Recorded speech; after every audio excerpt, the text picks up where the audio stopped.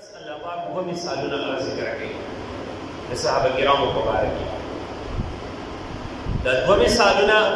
هغه داسې دي چې دا یو مثال د صحابو د فضیلت په بیان کې هغه په تورات کې ذکر شوی دی یو په انجیل کې ذکر شوی دی ګوره صحابه هغه خلک دي چې د هغو د فضیلت مثال الله پاک هغه په تورات او په انجیل کې هغه هم ذکر کړی دی نو اولنې مثال هغه دا ذکر کوي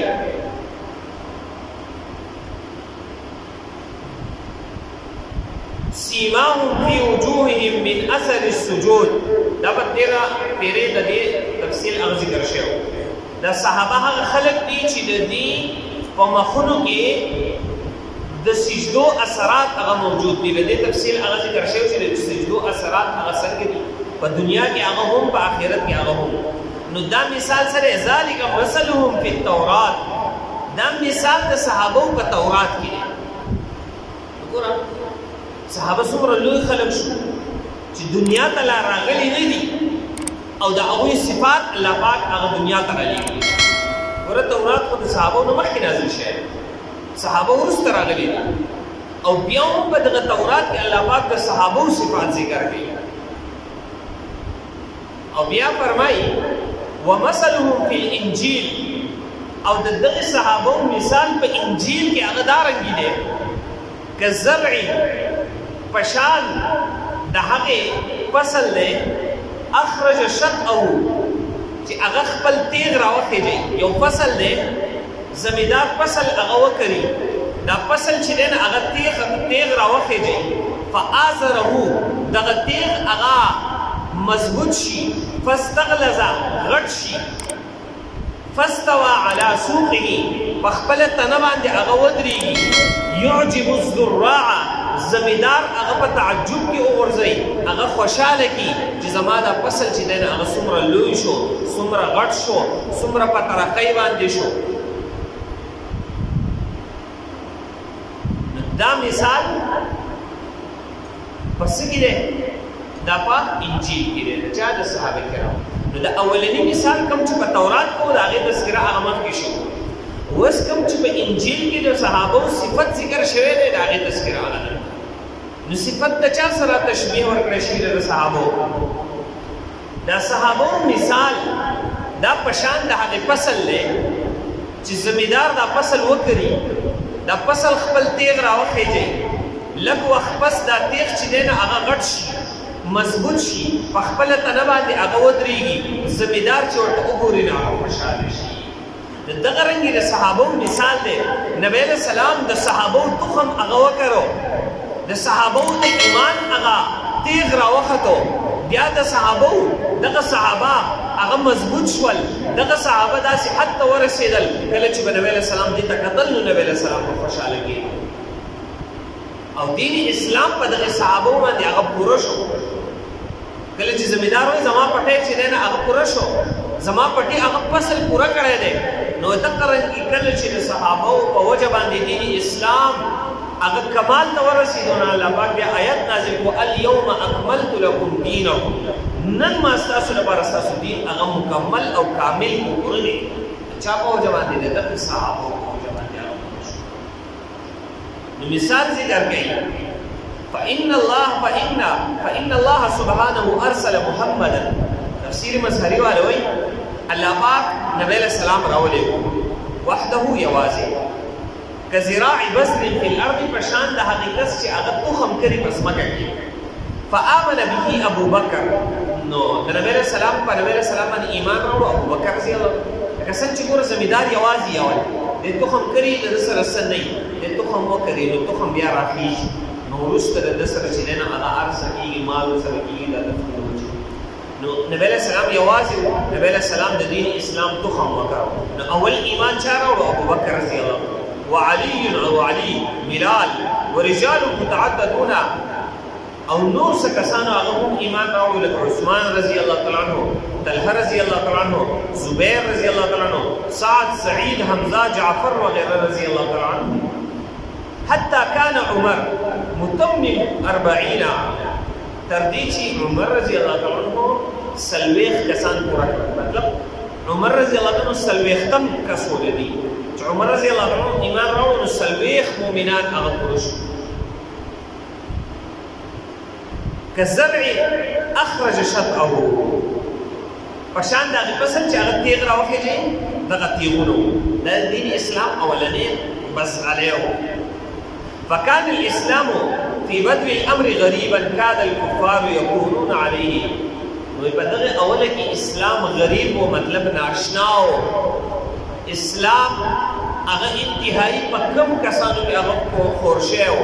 نږدې د چې کافرانو د اسلام او مؤمنان ختم کړي وي. لولا حمایت الله تعالی کچې د الله پاک حمایت او ډله ورسره نه وي فآثره الله تعالی بمجاهدات الصحابه. ګورئ نو دا اسلام دومره نږدې و چې د کافرانو ختم کړی وي خو دا اسلام الله پاک مضبوط کو بمجاهدات الصحابه د صحابو په محنت باندې. نو دا صحابه هغه خلک دي چې په دې سره الله پاک دین اسلام مضبوط کړی من المهاجرين والانصار وانصار حين سقوا زرع الدين بدمائهم. ورا خلق بسل وبکې په اوبو سره دلته کې څه فرمایي د صحابو ایمان راوړو دا دین اسلام الله پاک په صحابو مضبوط کو تر دې چې صحابو د دین اسلام د پټي او د بزغلي د خپل ویني ورکړي په خپل ویني سره د دین اسلام د پټي وبکو فی حیات النبی د نبی اسلام په ژوند مبارک کې وبعد وفاته او د نبی اسلام د وفات نه پس هم لا سیما خاص کر په خلافت ابو بکر او عمر خاص کر عمر رضی الله عنه د ابوبکر په خلافت کې دین اسلام ډیر زیات خور شو تر دې چې ټول دنیا د دین اسلام هغه ورسېدو او ټول دنیا باندې د دین اسلام جنډه چې دین هغه لراو شو. بیا ځکه نبی اسلام فرمایي لا تسبوا اصحابي تاسو زما صحابه ته کنزلي بدر دي موای ولې ځکه فلو ان احدکم کچری یو کس پتا سو کې انفق مثل احد ذهبا کپتا سو عام خلق کې د صحابو نه علاوه یو کس د احد د غرام رسره زر د الله په لار کې هغه صدقه کی ما بلغ مد احدهم ولا نصيبه. نو دې د صحابو د یو مد یعنی لږ غنم چې هغه صدقه کی یا دا نیم مد چې د هغې نوم لږ کم دا د الله په لاره کې صدقه کړي نو د صحابو ثواب کې بیا هم سیوا د هغې دغه شی او بل روایت کې راځي که تاسو د احد د غرام سره زر خرج کړئ د الله په لاره کې او یو صحابي د الله په لاره کې نیمه خرمه صدقه کړي نو د صحابي ثواب ته تاسو بیا هم نشئ رسېدلی. زما صحابه صحابه هغه بل حدیث نبی علیہ السلام فرمائی ما من احد من اصحابی زمان په صحابو کې هیڅ یو صحابي نشته دی یموت بارض چې هغه په یو ځمکه کې وفات شي په یو علاقه کې وفات شي الا مگر بعث قائدا الله پاک په دې قیامت په ورځ باندې د دغه اهل علاقې لپاره قائد او مشر لیډر هغه را پاسي و نور او د دې لپاره به نور او رڼا یې له دې لپاره یوم القیامت د قیامت په ورځ به د خلکو نه مخکې او دی به د خلکو دپاره رهنمایي او رڼایي. نو صحابي به چېرته ځي؟ صحابي خو به جنت ته ځي. د صحابو دپاره د جنت ځای دی. نو چې صحابي د چا لیډر شو نو چې صحابي به خپله جنت ته ځي نو دی چې د چا لیډر دی هغه خپل کارکنان به هم د ځان سره جنت ته بوځي. دا څومره لوی د فضیلت خبره ده چې صحابي په یو علاقه کې هغه وفات شوی او دلته پاتې وي. دا د اهل علاقې دپاره هغه فضیلت دی. نو چې د وفات نه پس د صحابي دومره لوی فضیلت شو چې دغه اهل علاقې والا به د قیامت په ورځ د ځان سره جنت ته هغه بوځي. نو د صحابو په څومره لوی فضیلت وي او بیا یو سړی راباسي او دغه صحابو ته بدې ردې وایي دغه صحابو ته کنځلې کوي په دغه صحابو پسې هغه خبرې کوي دغه صحابو ته وایي دا هغه خلکو چې دې د کرسو دپاره جنګونه کړي دغه صحابو ته وایي دا هغه خلکو چې په دې کې سودخوري راغلې وه دغه صحابو پسې قسما قسم خبرې هغه په کتابونو کې لیکي په خپل تقریرونو کې کوي دغه خلک چې دی نه هغه به د هغوی د قیامت په ورځ څخه نبی علیہ السلام فرمائی والذین معه. بل حدیث کې نبی علیہ السلام فرمایي من اصبح ور رسول چې صحابه ته بدر دی وي بس کې بغض ساتي. نبی علیہ السلام فرمایي څوک چې سحر کې په داسې حال کې وفي قلبه غیظ علی اصحاب محمد صلی الله علیه وسلم، په داسې حالت کې د سحر کو چې د پزړه کې د نبی علیہ السلام د صحابه سره بغض دشمنی و، فقد اصابته هذه الايه، نو دته دا آیت ورسید. دا کوم آیت چې موږ تفسیر کوو، دا آیت دته ورسید. د دې آیت په وجه باندې با دته انتهایی نقصان رسید او نقصان د ټولو نه زیات سره هغه د جنت الله مکیدل. او بل حدیث کې راځي نبی علیہ السلام فرمایي الله الله فی اصحابی، د الله د پاره د الله نه ویریږي زما د صحابه په باره کې. لا تتخذوهم غرضا من بعدي، زمان ورستا تاسو د خپل اعتراض نشانه زما صحابه مگر زوي چې هغه باندې وته اوچته کوي، زما په صحابه باندې چرته اعتراض ونه کوي زمانه ورستا. فمن احبهم فبحبي احبه، څوک چې زما د صحابه سره مینه ساتي دی ور سره زما د مینې د وجې مینه ساتي. د دې په اصل کې زما سره محبت ده، څنګه زما د صحابه سره محبت کوي.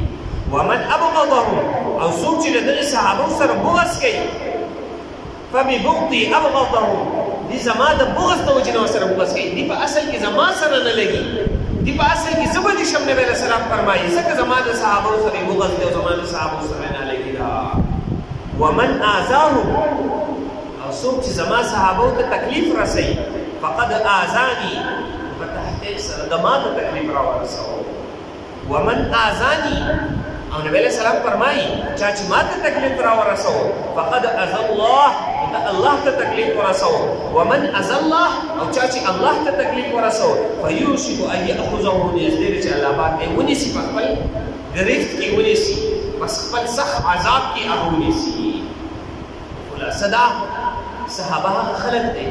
چې دا د دین اسلام هغه روشن مینار دی. دا هغه خلک دي چې د دې ایمان الله پاک په تور د سیمپل سره پیش کړي. فإن آمنوا بمثل ما آمنتم به، اے خلکو که تاسو د دې صحابو په شان ایمان راوړو تاسو به کامیاب شئ. نو صحابه دا زمونږ لپاره آیډیل دي، زما او ستا لپاره آیډیل هغه د انډوال یو اکټر نه دی، زما او ستا لپاره آیډیل هغه د یورپ یو کس نه دی، زما او ستا لپاره آیډیل زمونږ یو سیاستدان نه دی، زما او ستا لپاره به آیډیل هغه نبی علیہ السلام او د هغه صحابه وي. زما او ستا لپاره به نمونه د نبی علیہ السلام او د صحابو ژوند او د هغوی زندگی وي. زما او ستا د محبت معیار هغه به نبی علیہ السلام او صحابه وي. زما او ستا د بغض نشانه د چرته د نبی علیہ السلام او د صحابو ذات هغه نشي چې مونږه په خپل هم ځان د نبی علیہ السلام او د صحابو د دشمنی نه وساتو. او څوک چې د صحابو سره دشمنی کوي مونږ د هغه خلکو سره هغه دشمنی وکړو. ځکه مخکې تاسو ته ذکر شو هغه خلک چې د الله دپاره هغه مینه کوي او د الله دپاره هغه بغض او دشمنی کوي، دا به د عرش د سوري دلان دي. نو چې مونږ د هغه خلکو سره دشمنی وساتو، کوم خلک چې د صحابو سره دشمنی ساتي زمونږ د هغه خلکو سره دشمنی ده، زمونږ د هغه خلکو سره نالګي ده. څوک چې د صحابو سره هغه دشمنی ساتي دا زمونږ ایمان مثلا داسې دی، نو دا ایمان هغه بیا په خطر کې راځي. الله پاک دې